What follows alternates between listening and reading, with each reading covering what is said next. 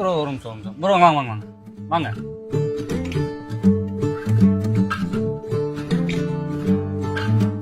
இன்னும் கொஞ்சம் இடத்துல போயிடலாம். ப்ரோ ஒரு நிமிஷம் இங்க வாங்கம்மா. யோ என்னையா இவ்வளவு நேரம் நின்னுகிட்டு இருக்கேன், யாரையோ கூட்டு உட்கார வச்சுக்கிட்டு இருக்க? எங்களை பார்த்தா மனுஷன் மாதிரி தெரியலையா?